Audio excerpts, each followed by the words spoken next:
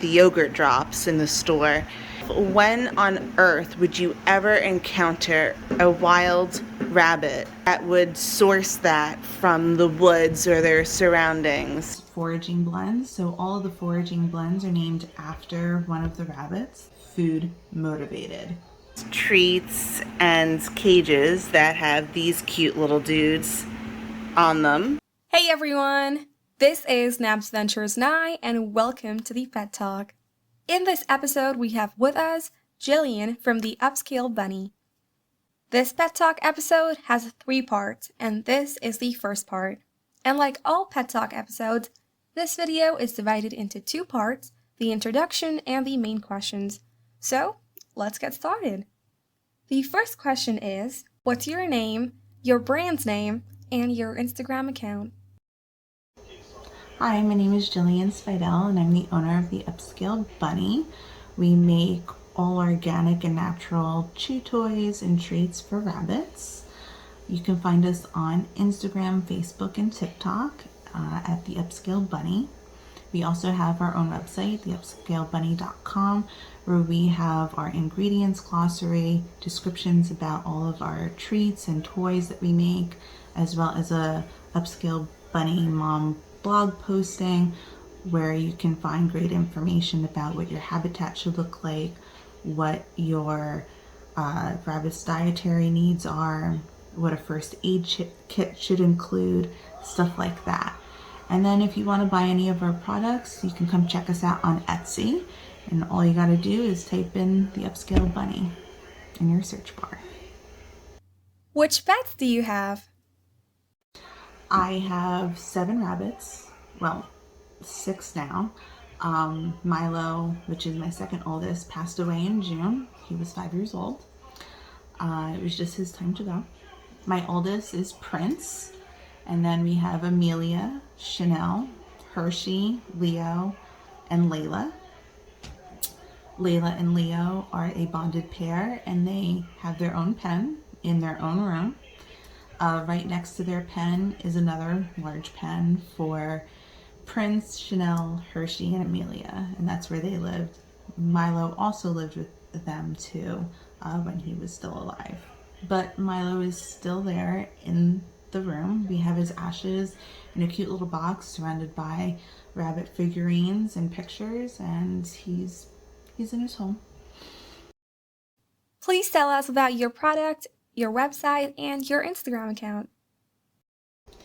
So on our Instagram, we post a lot of pictures of my rabbits in their room, doing their thing, playing. We also have pictures that are sent to us from people that purchase our products that we post on our social media. And we post a lot of our new launch products that are coming out, or just various pictures and videos of my rabbits eating the products that we make. The products that the Upscale Bunny offers are a large variety. The one that we first came out with was foraging blends. So all of the foraging blends are named after one of the rabbits that I currently own. And they have special properties to them, which you could read about on our website in the description for all of them. The benefits, you know, what kind of rabbit it's good for, whether it's good for a young rabbit or a mature rabbit. Those foraging blends are made up of dried herbs and dried flowers, along with dried fruits, but in very small quantities so that you don't overdo it with the sugar for them. We also have loofah rounds and loofah logs that have a banana puree on top, and then they're dipped into various dried flowers, dried herbs. What's your dream pet? My dream pet are my rabbits. You know, I never thought I'd be a rabbit owner, but the moment that I got my first one, I knew that I wanted more. So that's how I ended up with 7 rabbits. It was really nice getting to know you better. Now let's move on to the main questions. The first one is, what made you get rabbits? What made me want to get rabbits? So 7 years ago, I lived in a 3-bedroom apartment with 2 roommates, and my parents were getting ready to move to North Carolina from New Jersey. And they have, my childhood dogs. So there were 6 of them. And I started getting really upset that I wouldn't be able to go home anymore to go say hi to the dogs. And so I wanted to get my own pet. I thought about a dog, but at the time, I worked for MAC Cosmetics in Times Square, so in Manhattan. And my schedule was chaotic and very sporadic. So it made no sense to get a dog because a dog needs to be walked. And, I really wouldn't have time for that. I could get out of work at 5 p.m. or I could be getting out of work at 1 a.m. And eventually, at one point, I ended up doing night team for about 4 years. And I came home every day at 1 o'clock in the morning from my shift. So I would be tired and I couldn't picture myself walking a dog at that time. So then I thought, okay, let me get a cat, right? You don't have to walk a cat. A cat uses a litter box. You have to clean the litter box. You got to feed the cat. You spend time with the cat when you're home. My roommate was allergic to cats.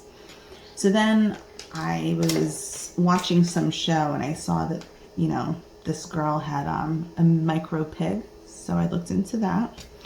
Micro pigs go from about 2,000 and up.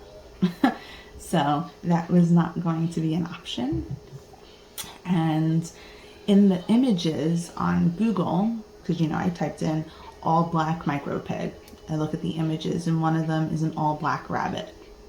And I was like, oh, wow, I think I want to get a rabbit. So I did all my research for about a week. Found out as much as I could about rabbits, called vets, asked vets about rabbits and what it was like to take care of them. What do they have special dietary needs? What are their temperaments like? What's their behavior like? And it felt right. I suffer from anxiety. I suffer from general anxiety disorder and social anxiety disorder.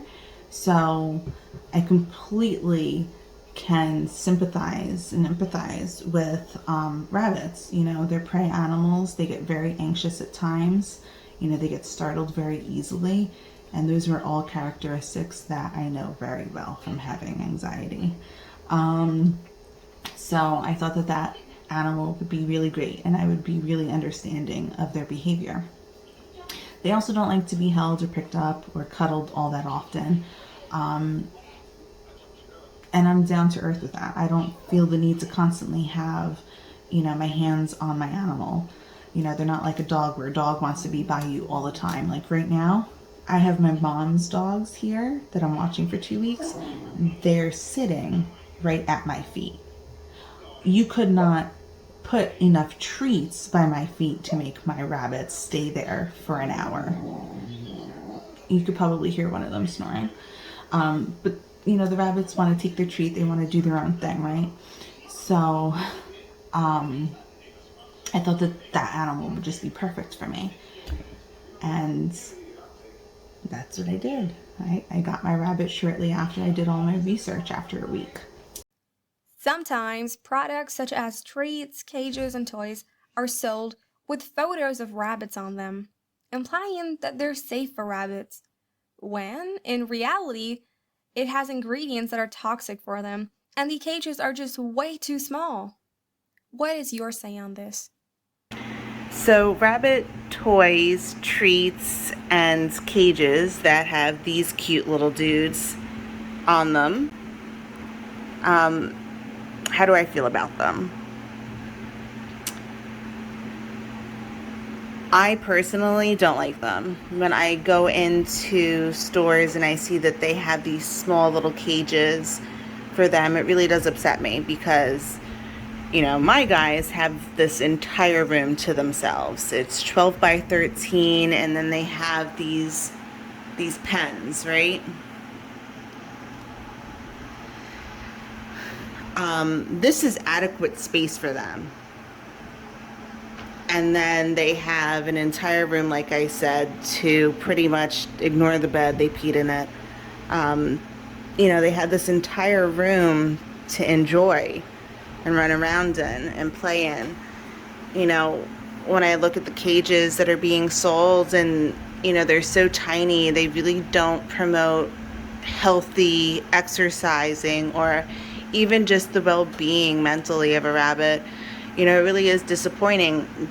The same thing with treats and toys, that are not inclusive of healthy, good ingredients. I mean, I see, the yogurt drops in the store, and I just think to myself, when on earth would you ever encounter a wild rabbit that would source that from the woods or their surroundings and their environment? When would you ever see yogurt drops out in the wild? You wouldn't. So then why would you even create a product like that? For this cute little guy that will definitely get sick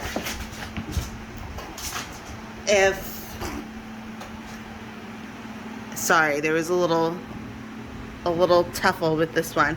They'll definitely get sick if they do eat it, play with it. It's just, to me, it's wrong.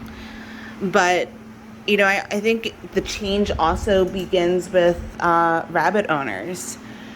I worked for almost 15 years in the cosmetic industry, and we would get a lot of complaints, right? At the counter or in the store, we would get a lot of complaints or concerns about products and how they were made. And it wasn't until, customers regularly started writing in and, telling the higher ups and the executives about their concerns, that things are taken seriously. Now, for instance, MAC Cosmetics is becoming more and more aware that they need to be cruelty-free. And they're making small steps to achieve that.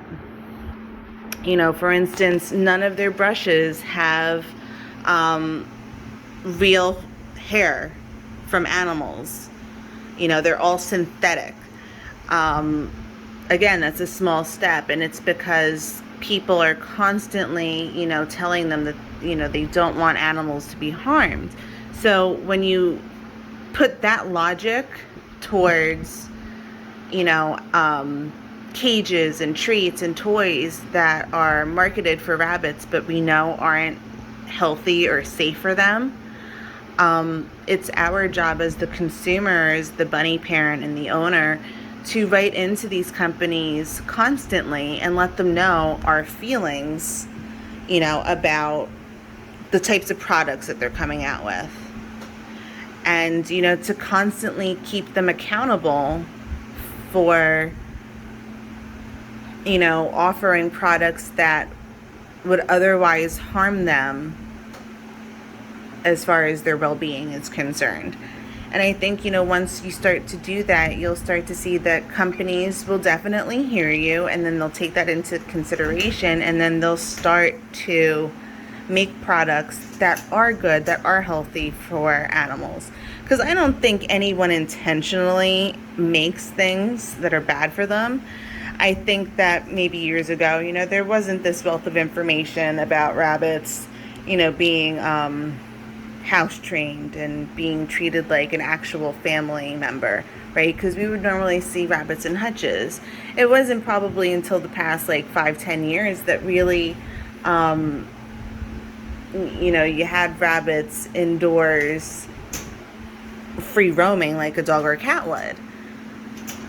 So I think as we start to realize that they can be treated like a dog and a cat, until companies are constantly being attacked about, their products, I don't think that there will be change.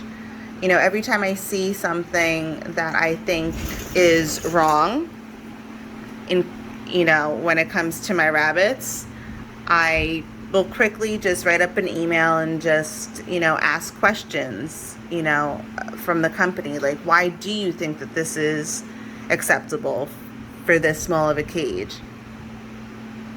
And again, I ask questions about toys and treats that aren't, healthy for them either. If you're not doing that, you're never going to create change. So do I think that it's right? What some companies are doing? Absolutely not. But, in order to create change, you have to be that change, and you have to constantly go above and beyond to make sure that that change is going to be readily accepted and why it should. Describe your rabbits with one word each. Describing my rabbits with one word. Prince, curious. Hershey, aggressive. Amelia, quiet. Extremely quiet. Chanel, it's not one word, it's two words. Food motivated. Hershey, oh, we already did Hershey. Leo, sweet. Layla, princess. Thank you so very much, the Upscale Bunny, for taking out the time and putting in the effort to make this episode possible. Thank you for sharing your views. Have a wonderful day ahead. Thank you all so much for watching and hope that you have a wonderful day ahead as well.